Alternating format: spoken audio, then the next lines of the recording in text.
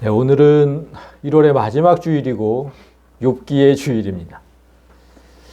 작년 12월까지 마지막 달 이제 주일에 욥기를 보았는데 그때를 끝으로 이제 욥기에서 친구들은 사라졌습니다. 그 의미는 우리가 욥과 친구들의 대화를 통해서 뭘 해야 된다 그랬죠? 진리와 거짓의 구별을 할 수 있어야 된다. 이제 그렇게 얘기를 했었는데 그러면 친구들이 사라졌기 때문에 일단 이제 진리와 거짓의 구별은 일단락되었다. 욥기에서 그런 뜻이에요. 그럼 오늘부터는 어떤 내용이 소개될 것인가? 거기에 초점을 두셔야죠. 오늘 본문인 27장부터 31장까지 5장에 걸쳐서는 계속 욥의 발언만 나옵니다. 그리고 그 다음에 이제까지 한 번도 등장하지 않았던 엘리후라는 사람이 32장부터 갑자기 등장을 하는데 무려 6장에 걸쳐서 37장까지 그의 말이 쭉 소개가 돼요. 또 그는 누구일까? 기대도 좀 하시고 그리고 38장에 드디어 하나님이 등장하셔서 41장까지 4장에 걸쳐서 말씀하시고 42장에 드디어 욥의 고난이 끝납니다. 지금까지는 친구들과 그러니까 인간관계에서 오는 어려움을 얘기를 한 거예요. 우리가 겪는 인간관계의 어려움. 그걸 쭉 얘기를 했어요. 그럼 지금부터는 뭐냐면 하나님과의 관계를 얘기를 합니다. 우리에게 고난이 닥쳤을 때 어떤 과정을 거쳐서 고난이 끝나게 되는지를 이 욥의 구성을 통해서 우리가 깨달아야 돼요. 우리가 보았듯이 욥은 아직 친구들과의 관계를 정리하지 못했어요. 아직도 친구들에게 쌓인 감정이 많은데 그걸 일단 놔두고 지금 27장으로 넘어와서 하나님과의 관계로 넘어간 거예요. 그게 무슨 뜻이냐면 그 인간관계가 풀리는 때는 욥이 하나님과의 관계를 회복하고 난 후입니다. 그때 풀려요. 그래서 우리는 명심해야 합니다. 인간관계에서 오는 갈등을 해소하려면 먼저는 하나님과의 관계를 회복해야 합니다. 하나님과의 관계가 회복되지 않으면 사람과의 사이에서 생긴 갈등은 절대로 풀리지 않아요. 명심하세요. 그래서 사람에게 상처를 입고 그래서 또 무너져서 이 자리에 나오지 않고 그러면 안 돼요. 여기 와서 하나님 관계를 먼저 회복해야 돼. 그래서 욥기는 때로 어렵게 느껴지는 책이지만 소가 되새김질 하듯이 계속 묵상하다 보면 참 성경의 다른 책에서는 볼 수 없는 그런 특별한 은혜들이 숨어져 있습니다. 새해 처음으로 접하는 욥기를 통해서 오랫동안 사람들 사이에서 쌓인 그 감정들이 하나님과의 관계를 회복하면서 풀어지는 그런 특별한 경험들을 하시기를 원합니다. 말씀드린 대로 오늘부터 5장에 걸쳐 이제 욥의 발언만 보게 되는데 이 5장이 끝나면 사실 욥의 발언도 끝나요, 이제. 그러니까 마지막 장에서 회개하는 말이 조금 짧게 나오긴 해요. 욥이 회개하는 말이. 그렇지만 욥의 발언이 사실상 이 5장에서 끝난다는 의미는 이 5장이 욥에게는 최후의 진술이라는 거예요. 가장 중요해요, 욥에게는. 하나님께서 이 진술을 듣고 욥의 결말을 결정하시기 때문에 마치 법정에서랑 똑같은 거예요.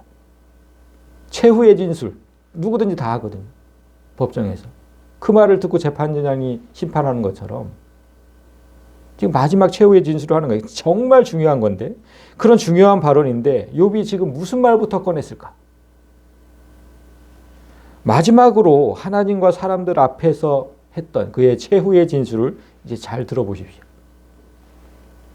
자, 1절부터 봅시다. 욥이 또 풍자하여 이르되. 욥이 또 풍자를 했대요. 그럼 앞에서 뭔가를 풍자를 했다는 거죠. 또 풍자를 했다니까. 뭐를 풍자를 했는지 지난 장을 잠깐 보면 욥이 친구 중에서 마지막으로 발언했던 그 빌닷의 말을 듣고서 이렇게 반응을 했습니다. 26장 2절에 네가 힘없는 자를 참 잘도 도와준다. 기력 없는 팔을 참 잘도 구원하여 주는구나. 지혜 없는 자를 참 잘도 가르치는구나. 큰 지식을 참 잘도 자랑하는구나. 그러니까 친구들이 지금까지 내게 한 말은 처참할 정도로 고통을 겪는 나에게 아주 큰 위로와 도움이 되었다고 좀 비아냥처럼 하는 거잖아. 친구들에게 서운한 감정을 지금 도움과 그 위로라는 말로 비꼬듯이 풍자한 겁니다. 그러던 욥이 오늘은 하나님을 풍자해요. 어떻게 풍자하는지 볼까요? 오늘 2절에 나의 정당함을 물리치신 하나님, 나의 영혼을 괴롭게 하신 전능자. 내가 악하게 살지 않고 의롭게 살았다는 사실을 누구보다도 하나님은 너무나 잘 알고 계실 텐데 그걸 모른 채 하시고 그걸 물리치셔서 그걸 모른 채 하시고 또 이렇게 나를 괴롭히시는 전능하신 하나님, 이렇게 지금 얘기한 거예요. 그러니까 하나님은 그 전능하심을 나를 괴롭히시는 데 쓴다. 그 쓰실 때가 그렇게 없나? 왜 나를 괴롭히시는 데 쓰시나? 이 또한 비꼬듯이 하나님을 풍자한 거죠. 그러니까 하나님께 서운한 감정이 그대로 드러나 있는 거예요. 너무하시지 않느냐? 그런데 다음 절에서 욥이 아주 놀라운 고백을 합니다. 그 3절을 보시죠. 나의 호흡이 아직 내 속에 완전히 있고 하나님의 숨결이 아직도 내 코에 있느니라. 여러분이 가진 성경을 잠깐 보세요. 3절이 어떻게 되어 있냐면 괄호 쳐져 있죠. 이 구절이 괄호 안에 들어있어요. 그렇죠. 그게 왜 괄호가 쳐져 있는지 제가 그때 한번 말씀을 드렸는데 못 들으신 분을 위해서. 성경이 이게 이렇게 지금 한 권의 책으로 완성될 때까지는 여러 사본들을 종합해 놓은 거거든요. 그러니까 원본은 없어요, 성경에. 원본은 없는데 그 사본들만 존재해요. 그러니까 사본들마다 다 다를 거 아니에요. 사람들이 필사를 하다 보니까. 그래서 이 구절이 지금 이렇게 가로가 쳐져 있다는 거는 어떤 사본에는 이 구절이 있고 어떤 사본에는 이 구절이 없다. 그래서 이걸 넣어야 되느냐 말아야 되느냐 뺄까 말까 고민했다는 뜻이에요. 고민했다. 그러니까 감안해서 읽어라. 성도들로 하여금 감안해서 읽어라. 뺄까 말까 고민하다는 거다. 이렇게 지금 그래서 가로를 쳐놓은 거거든요.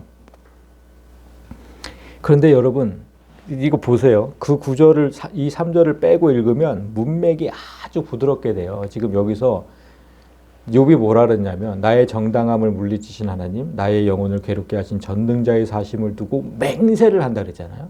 그럼 뭘 맹세를 하는지가 바로 4절부터 나와요. 결코 내 입술이 불의를 말하지 아니하며 결코 내 혀가 거짓을 말하지 아니하리라. 이걸 맹세한다. 응? 나는 결코 너희를 옳다 하지 아니하겠고 내가 죽기 전 나의 온전함을 버리지 아니할 것을 맹세한다. 내가 내 공의를 굳게 잡고 놓지 아니하리니 내 마음이 나의 생애를 비웃지 않게 된다는 걸 맹세한다.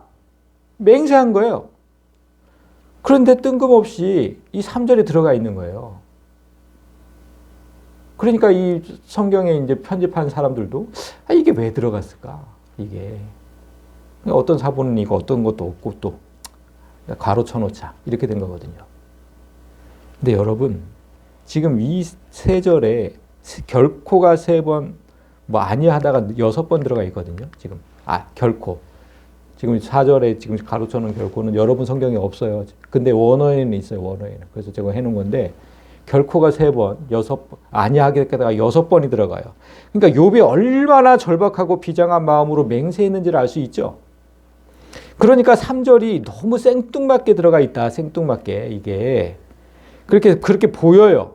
그래서 뺄지 말지를 고민한 것인데 이 구절은 절대로 빼면 안 되는 구절이에요. 이 구절이 27장의 핵심 구절이고 이 구절이 없으면 욥의 맹세는 아주 허무맹랑한 거짓말이 돼요. 왜 그런지 볼까요? 왜 그런지. 자, 나의 호흡이 아직 내 속에 완전히 있고 하나님의 숨결이 아직도 내 코에 있대요. 여기서 지금 호흡과 숨결이라고 지금 번역한 단어를 우리가 지난 주일에 조직신학 공부할 때 신론을 공부했는데 그때 배웠어요. 그래서 여러분 복습을 하셔야 돼요. 이게 기억이 안 나면 복습을 안 하신 거예요. 제가 주중에 그래서 문자를 보냈잖아요. 꼭 다시 한번 보시라고. 보신 분들은 기억을 하실 거예요. 신론편에서 지난 하나님의 존재 방식을 배웠죠. 하나님께서 어떻게 존재를 하시느냐.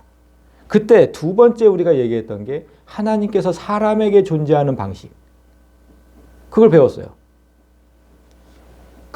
이 한 절이 그 내용을 지금 다시 한번 설명해 주는 완벽한 문장이에요. 이 한 절이. 신론 공부에서 우리가 지난주에 배웠던 문장을 어디서 봤냐면 이사야 42장에서 봤거든요. 이 구절. 사람에게 호흡을 주시고 사람에게 영을 주셨다. 기억나시죠? 이 구절. 그때 호흡을 제가 네샤마라는 단어라고 되어 있고 영은 루아우라는 단어로 되어 있다고 하면서 설명을 했어요. 이게 무슨 차이인지. 제가 이 두 가지를 먼저 설명했는데 네샤마라는 단어를 어떻게 설명을 했냐면 사람이 지구상에 있는 산소를 호흡하잖아요. 그래서 살 수가 있는 거잖아요, 우리가. 그거와 똑같이 하나님은 사람에게 그렇게 임하신다고 제가 설명을 했어요. 사람은 누구나 하나님을 호흡해야 살 수 있어요. 아니 이거 하나님을 믿든 안 믿든 상관없이 하나님을 호흡해야 살 수 있어요. 그래서 호흡이 끊어진다. 사람에게 호흡이 끊어진다는 그 말은 하나님이 끊어져서 더는 살 수 없다는 뜻이에요. 그렇게 모든 사람이 하나님 없이는 살아있는 것 자체가 불가능한 거예요. 그런데 마귀가 사람의 눈을 가리고 귀를 가려서 그 진리를 모르게 하는 것뿐이에요. 우리는 여기 와서 배우고 깨닫는 거고. 사람의 육체적 죽음이 있잖아요. 육체적 죽음. 그 육체적 죽음은 하나님 안에 있는 생명의 기운이 내게서 끊어진 거예요. 이제 끊어진 거. 그 생명의 기운을 네샤마라고 한다. 제가 그랬어요. 그래서 제가 뭐 산낙지로도 설명하고 막 그랬잖아요. 그러니까 살아 움직이는 기운이에요. 육체가 살아 움직이는 기운. 그걸 네샤마예요. 네샤마. 저게. 그리고 그와는 별도로 이 육체를 별도로 이 영만을 얘기할 때, 우리 영혼만을 얘기할 때 육체가 없는 하나님, 천사 이런 존재들, 그런 영들을 루하흐라고 하고 우리처럼 또 짐승처럼 육체가 있는 그런 존재의 영을 뭐라고? 네펫이라고 한다. 잊지 마셔요. 제가 지금 몇 번째 얘기하잖아요. 잊지 마셔야 돼요. 구별을 잘 하셔야 돼요. 네샤마하고 네펫이 뭐 루하흐. 자, 이런 지식을 가져야 욥의 고백이 어떤 뜻인지를 알게 돼요. 자, 볼까요? 지금 나의 호흡이 아직 내 속에 완전히 있고 그때 호흡이 네샤마예요. 원어로 보면. 그리고 나의 하나님의 숨결이 아직도 내 코에 있다고 했을 때 그 숨결은 루아우로 되어 있어요. 그러면 무슨 뜻이겠느냐? 네샤마가 있으니 아직은 내가 살아있다는 거예요. 살아 움직인다. 응? 욥이 진짜 온몸이 지금 다 병들었는데 아직도 하나님 그 기운이 나한테 있어서 내가 아직도 살아있다. 그리고 루아흐가 있으니 나는 아직 하나님의 영을 소유한 사람이라는 거예요. 하나님의 영을 소유한 사람이다. 그러니까 이렇게 영과 육체가 모두 하나님의 지배를 받고 있는데 내가 어떻게 하나님 앞에 불의를 행할까? 그건 불가능하다는 거예요.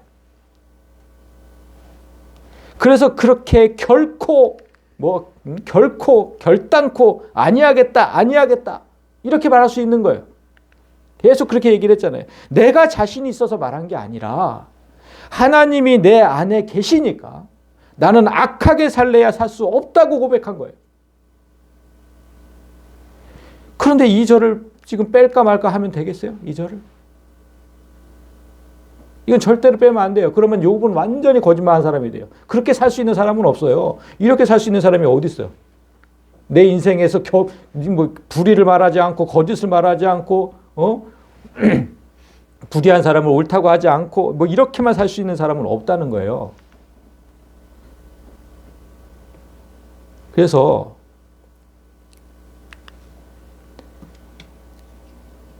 자, 4절부터 다시 보세요. 결코 내 입술이 불의를 말하지 아니하며 내 혀가 거짓을 말하지 아니하리라. 자, 결코 어떤 경우에도 절대로잖아요. 이 악한 건 입에 담지도 않겠다는 거예요. 그리고 거짓을 말하지 않겠다. 너무나 자신 있게 말하는데 이게 가능한 사람은 없어요. 한 사람도 없어. 한 사람도. 어떻게 이렇게 살아요, 사람이. 그리고 나는 결코 너희를 옳다 하지 아니하겠고. 그러니까 내가 의롭게 사는 건 물론이고 남의 불의도 참지 않겠다는 거예요. 진리가 아닌 거짓을 계속 말한 그 친구들, 그들을 절대로 옳다고 하지 않겠다. 남의 불의도 참지 않겠다. 제가 다른 교회에서 다른 목사들이 이렇게 얘기하는 거 그거 참지 않는 이유가 이런 거예요. 이런 거. 거짓을 말하면 참지 말아야 되는 거예요. 하나님의 영이 내 안에 있는데 어떻게 참아요, 그걸. 그러니까 내가 죽기 전에는 나의 온전함을 버리지 아니할 것이지. 어떤 일이 있어도 거짓으로 남을 해코지하면서 그리고 그건 나를 더럽히는 행위거든요. 그런 일을 절대로 하지 않겠다는 거예요. 내가 공의를 굳게 잡고 놓지 아니하리니 내 마음이 나의 생애를 비웃지 아니하리라. 무슨 뜻이냐면 의로운 마음과 정의로운 삶을 끝까지 유지하면서 훗날 나의 생을 되돌아볼 때, 내 인생의 황혼의 때, 그때 내 삶을 돌아볼 때 나 스스로 비웃지 않는 그런 삶을 살겠다는 거예요. 참 한평생 잘 살았다. 하나님 앞에서 의롭게 잘 살았다. 그렇게 살겠다는 거예요.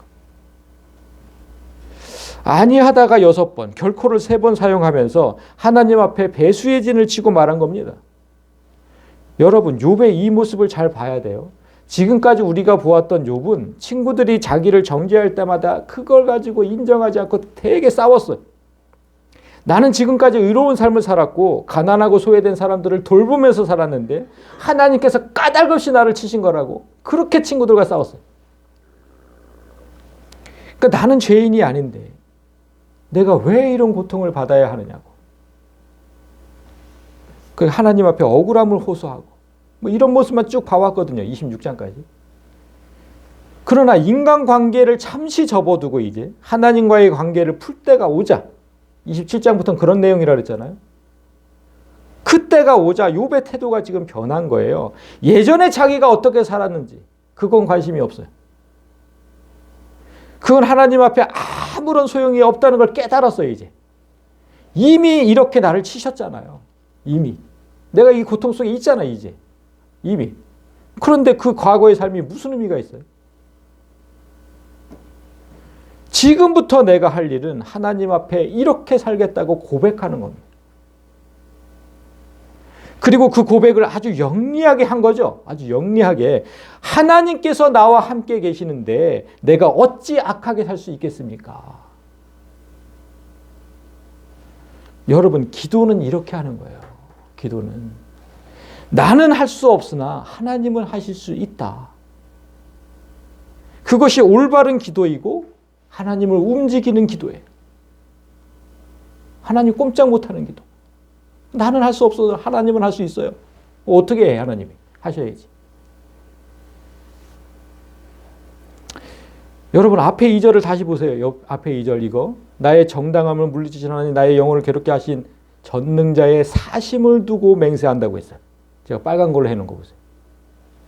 비록 지금은 나를 괴롭게 하는 하나님이지만 내가 숨을 쉬고 있는 한 하나님께서 살아있음을 의심하지 않는 겁니다. 아까 얘기했잖아요. 내가 숨을 쉬고 있다는 건 하나님께서 살아계신다는 거예요. 하나님께서 만약 어떤 경우에라도 만약에 소멸하는 순간이 있다면 온 우주의 가운데 살아있는 건 다 같이 소멸해요. 하나님께서 살아계시니까 살아있는 거예요. 우리도. 동물도 살아있고. 그러니까 내가 살아있다는 건 하나님께서 살아있다는 증거가 된다는 것. 욥은 그 살아계신 하나님을 두고 맹세하고 있어요. 이 말의 무게를 아셔야 돼요, 여러분. 이 말의 무게가 어떤 건지 아세요?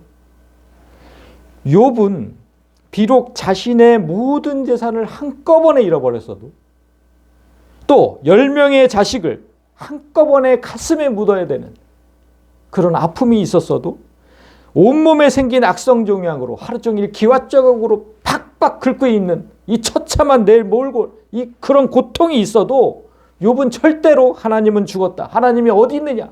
이렇게 말하지 않고 살아계심을 인정하고 있는 거예요. 비록 하나님께서 지금은 내 삶을 너무나 괴롭게 하고 있을지라도 그 하나님은 살아계신다. 이게 쉬운 고백이 아닌 거예요. 하나님이 어디서 하기가 쉬워요. 지난주에 제가 정주호 성도님이 전화를 해왔어요. 그래서 인간관계에서 오는 어려움을 몇 가지를 저한테 이제 상담을 좀 하셨어요. 그래서 제가 상담하다가 정주호 성도님 하신 얘기를 듣고 제가 깜짝 놀란 게 있었어요. 뭐냐면, 목사님, 제게 지금 비록 어려움은 있지만 그래도 하나님을 믿는 제가 참아야 한다고는 생각을 했습니다. 라고 하는 거예요. 이제 그분이 교회 다니신 지 2달도 안 됐어요. 그런데 그분 입에서 하나님을 믿는 내가 참아야 되지 않겠느냐. 그래도 하나님을 믿는 내가 달라야 하지 않겠느냐. 라는 생각이 들었다는 거예요.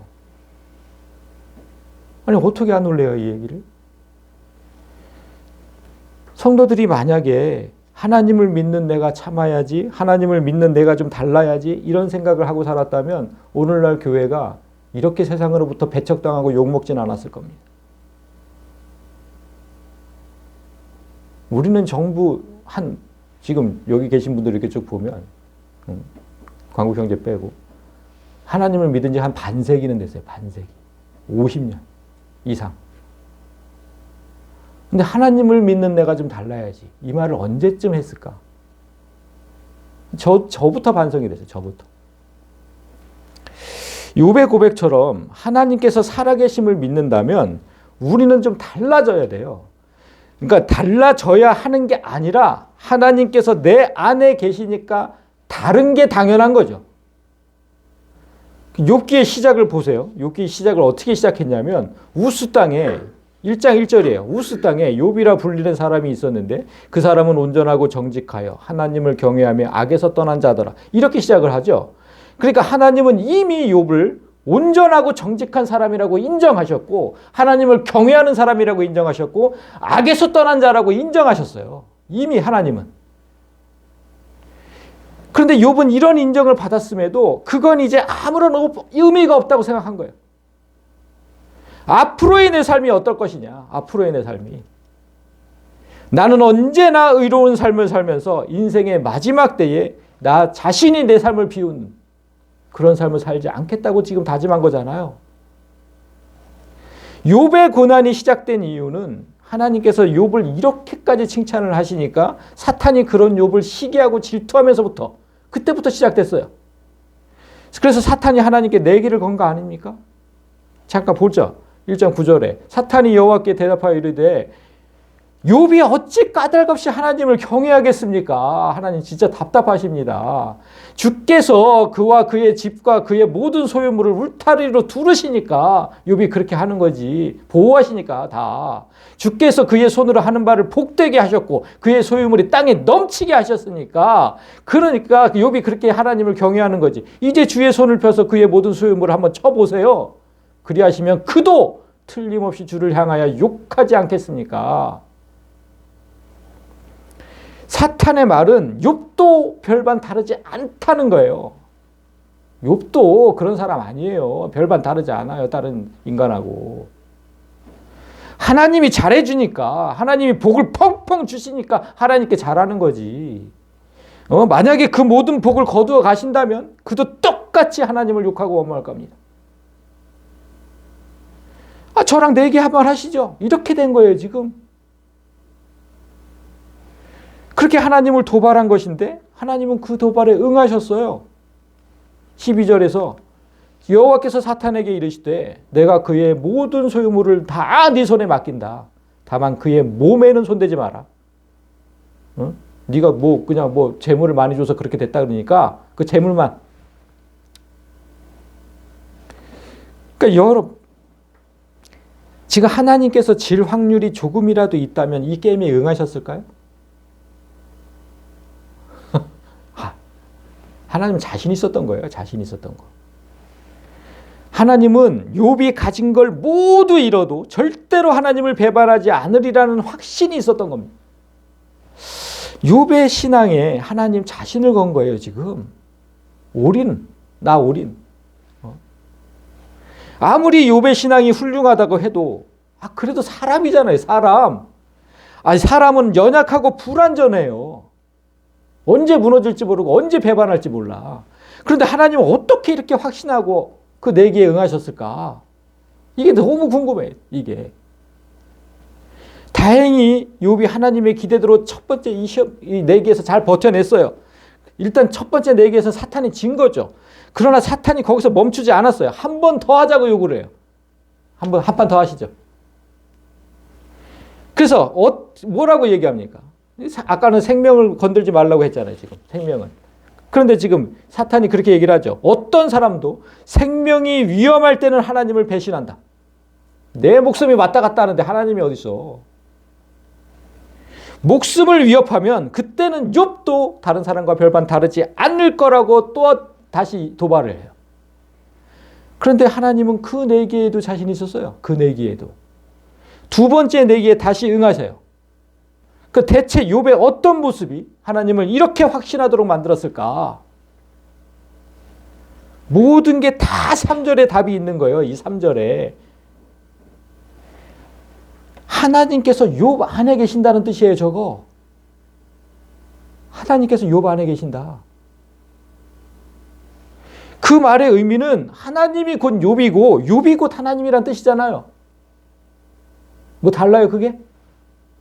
하나님이 내 안에 계신다는 뜻. 그러니까 하나님과 욥은 각각의 독립된 개체가 아니라 하나였던 거예요. 그래서 욥이 미래에 자기가 어떻게 살지 확신할 수 있었던 것이고 하나님도 사탄과의 내기에 자신이 있었던 거예요. 여러분, 살면서 이런 자신감과 확신은 정말 중요해요. 정말 중요해. 나는 내가 얼마나 앞으로 멋진 삶을 살게 될지를 알아. 이런 확신, 이런 자신감. 나는 나 말고, 나만을 위해서 사는 그런 사람 말고 나는 내가 얼마나 많은 사람을 살리고 무너져가는 가정을 살리고 그런 사람이 될지, 얼마나 멋진 삶을 살게 될지를 나는 알아. 나는 확신해. 이런 거, 왜냐하면 내 안에는 하나님이 계시니까. 하나님이 안에 있는 사람은 자신이 살아갈 길을 알기 때문에 매사에 당당하게 살아가요. 나는 내 결국을 아니까. 예전의 삶, 지금의 내 초라한 모습, 이런 것, 지금 욥이 얼마나 초라합니까? 그런 건 그의 관심사가 아니라니까. 내가 앞으로 어떻게 살지만 관심이 있어요. 하나님께서 나를 그렇게 하실 걸 아니까. 그러나 그 7절부터는 하나님이 없는 사람, 그런 사람을 얘기를 해요. 완전히 반대되는 삶. 자, 보세요. 나의 원수는 악인같이 되고 일어나 나를 치는 자는 불의한 자같이 되기를 원하노라. 자, 하나님과 내가 하나라면 나의 원수는 곧 하나님의 원수예요. 그 하나님의 원수는 곧 악인이고 불의한 자가 맞죠. 그런 자들의 운명이 어떻게 되는지를, 자, 불경건한 자가, 하나님이 없어서 불경건한 자가 이익을 얻었으나 하나님이 그의 영혼을 거두실 때에는 무슨 희망이 있으랴. 하나님이 없는 사람이 세상에서 큰 성공을 거두고 많은 재물을 모았다고 하더라도 만약 하나님께서 그 영혼을 일순간에 거두어 가시면 무슨 소용이 있느냐는 거잖아요. 이 얘기를 우리는 어디서 많이 들었죠. 예수님께서 똑같은 비유를 하신 적이 있잖아요. 누가복음 12장에서 예수님은 이와 관한 비유를 하셨어요. 부자의 밭에 풍년이 들었대요.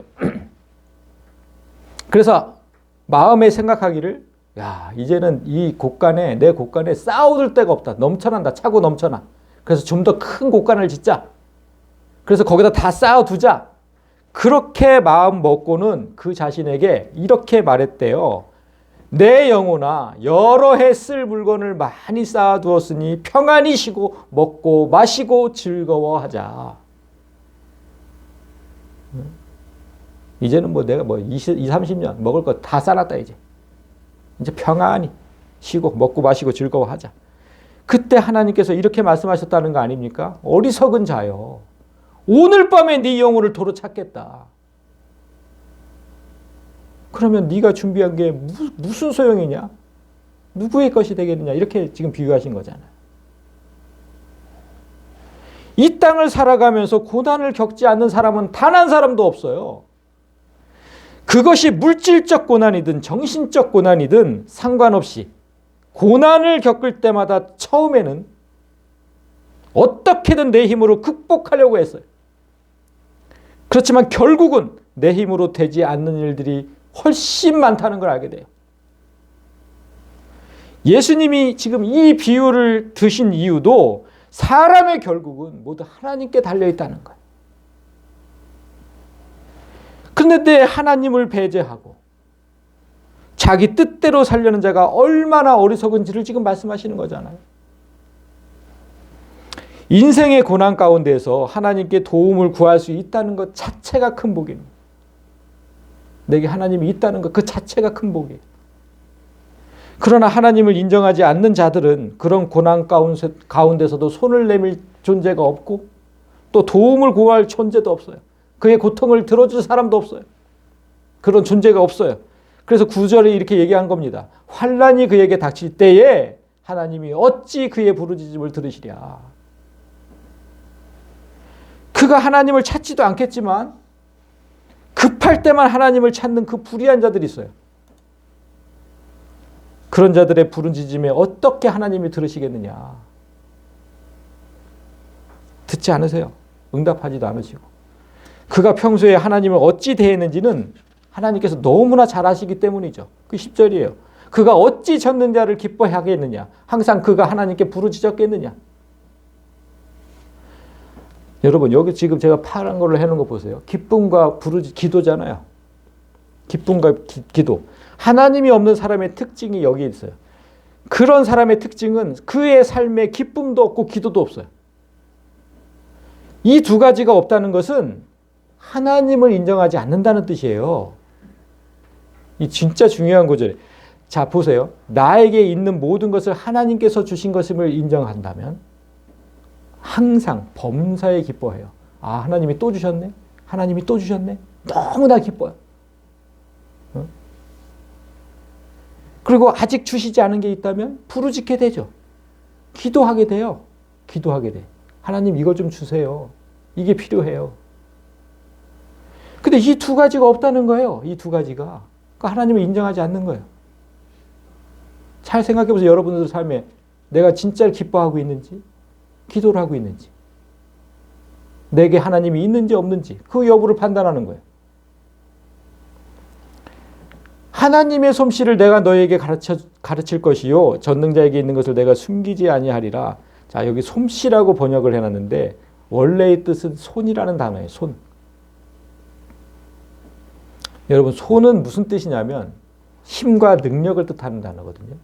우리도 그런 말 하잖아요. 내가 잠시 당신의 손을 좀 빌리겠습니다. 네, 손을 좀 빌린다. 이런 말을 관용어가 있는데 다른 사람의 도움을 좀 받겠다는 거잖아요. 똑같은 의미예요. 똑같은 의미. 욥은 이제 곧 하나님의 힘과 능력을 너희가 똑바로 볼 것이다 이렇게 얘기한 거예요. 하나님께서 욥을 어떻게 회복시키시는지 이제 진짜로 그들이 똑바로 보게 될 거예요. 그래서 12절에 보면 12절을 또 안 해왔나? 너희가 다 이것을 보았거늘 어찌하여 그토록 무익한 사람이 되었는고 라고 이제 되어 있는데 친구들은 예전에도 하나님의 능력을 보았어요. 예전에도 사탄이 말한 대로 하나님께서 욥을 보호하고 복을 주셔서 욥이 동방에서 제일 큰 부자로 살고 있었음을 그들은 너무나 잘 알아요. 그러니까 하나님과 욥의 관계를 너무나 잘 아는 그들이 이제는 하나님이 그 욥을 치셨다고 비아냥된 거거든요. 어떻게 그렇게 무지한 사람이 되었느냐라고 이제 지금 욥이 얘기를 한 겁니다. 그래서 이제 오늘 본문이 끝났습니다. 여러분 제가 이제 그 욥기를 통해서 우리가 반드시 깨달아야 할 한 가지를 좀 말씀을 드릴 거예요. 아까 사탄이 등장했잖아요. 사탄이.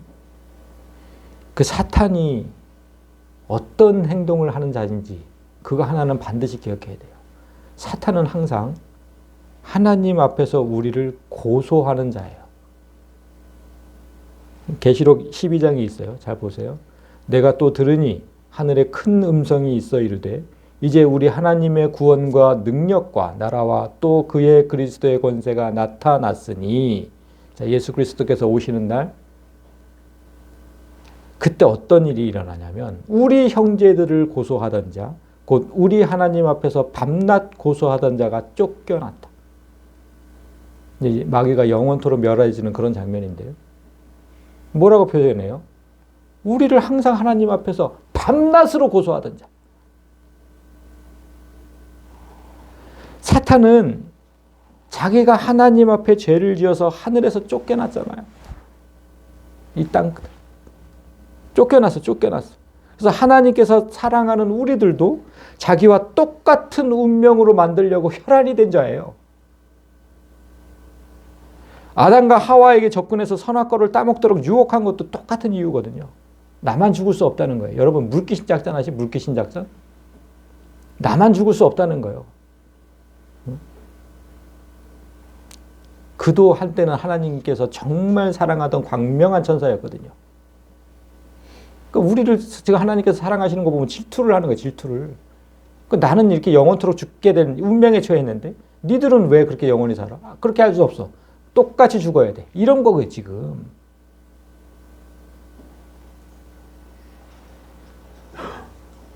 그래서 맨날 고소를 해요. 밤낮으로. 얘는요, 하나님, 얘 이런 죄를 지었고요. 쟤 저런 죄를 지었어요.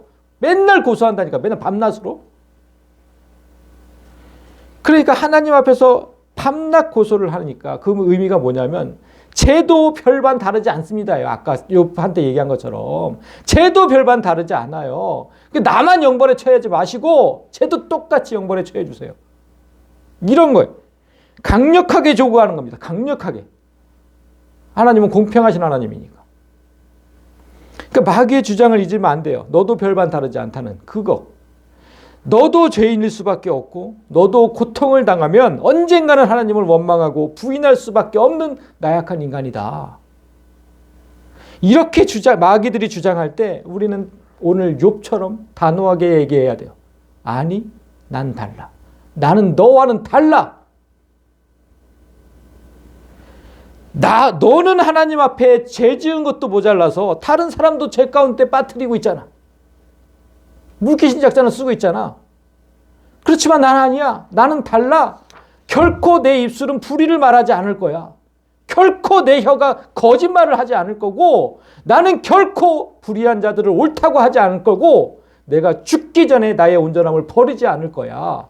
내가 내 공의를 굳게 잡고 놓지 않아서 내가 죽을 때쯤 돼서는 한평생 잘 살았다고 고백할 거야. 나는 너랑 달라. 라고 자신 있게 얘기해야 돼요. 왜냐? 내 안에는 하나님이 계시니까. 그 안에는 하나님이 없고 그 사탄 안에는 하나님이 없잖아요. 달라야죠. 당연히 달라야죠. 자, 그러니까 여러분 한 주간 내 삶을 돌아보셔야 돼요. 한 주간 얼마나 말씀을 되새김질하고 오셨습니까? 이 자리에. 한 주간 얼마나 세상 사람들과 다르게 살려고 노력했는지. 아무 생각도 없이 살다가 여기 오면 안 돼요. 제가 늘 여기 앉아서 그 기도를 해요. 제발 성도들이 말씀이 기억나게 하시고 말씀대로 살려고 노력하게 해달라고.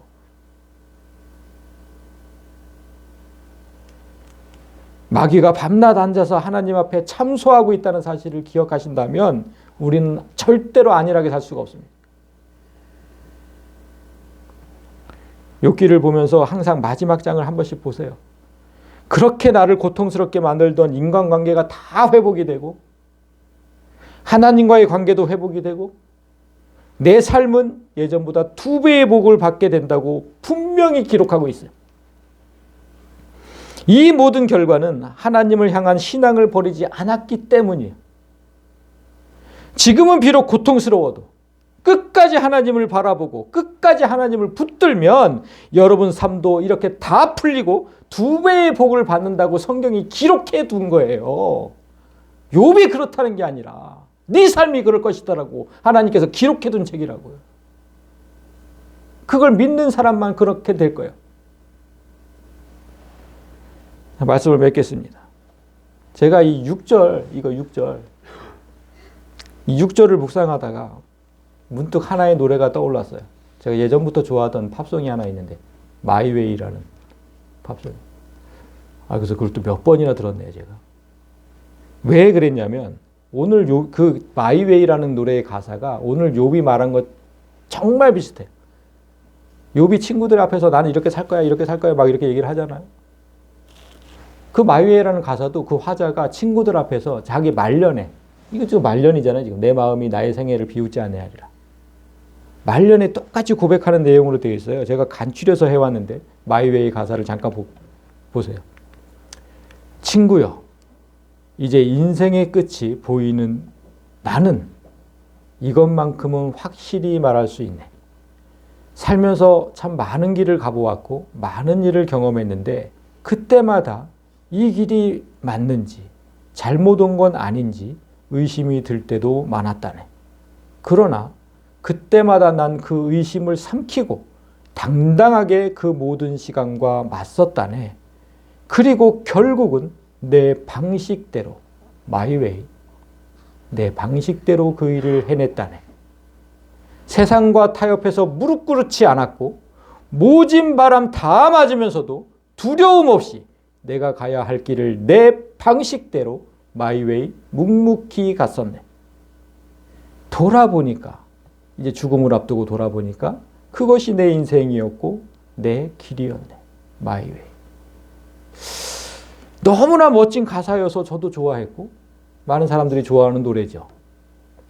그러니까 오늘 욥의 고백도 똑같아요. 세상과 타협하지 않고 어떤 시련에도 무릎 꿇지 않겠다고 다짐하는 내용이었어요.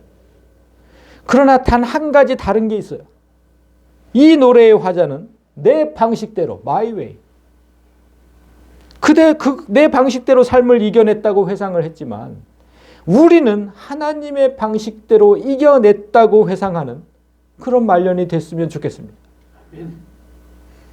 바라기는 하나님이 함께 계시는 여러분은 마이웨이가 아니라 로즈웨이, 하나님의 길, 주님의 길, 그 길로 사는 삶이 되시기를 주님의 이름으로 간절히 소망합니다.